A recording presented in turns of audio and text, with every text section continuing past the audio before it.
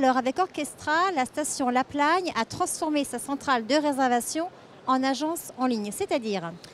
Eh ben, c'est-à-dire qu'on a changé complètement notre modèle de commercialisation et grâce à Orchestra, on a longtemps travaillé sur l'ensemble des connectivités qu'il nous fallait pour vendre notre territoire et les offres de notre territoire.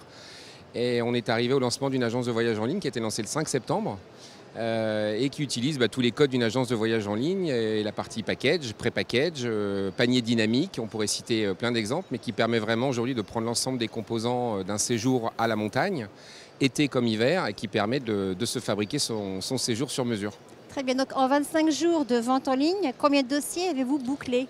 Une centaine de réservations à peu près sur 3 semaines, mais on est nous dans la pleine période, elle va réellement démarrer là à partir de fin septembre, début octobre.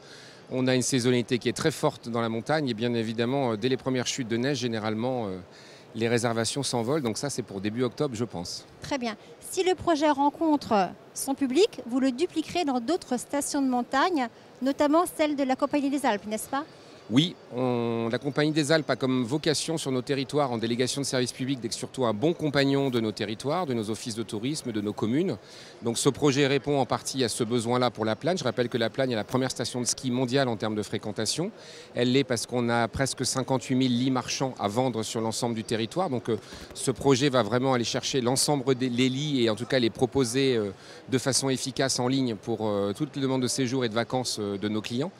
Et pour les autres stations, effectivement, c'est déjà en cours de réflexion, assez avancé pour certaines, parce que sans ce rôle, effectivement, il y a pas mal d'endroits dans les 10 stations de la Compagnie des Alpes où on peut continuer d'accompagner le territoire de cette sorte. Et je pense qu'Orchestra a aussi d'autres contacts en dehors du groupe, parce qu'on a amené une vision neuve de la commercialisation des stations. La présence du village montagne à l'IFTM depuis 4 ans a aussi pour but de rappeler que les vacances et la montagne, en tout cas, sont aussi des vacances et qu'on voudrait utiliser tous les codes de la vente et de la commercialisation pour arriver à le faire savoir.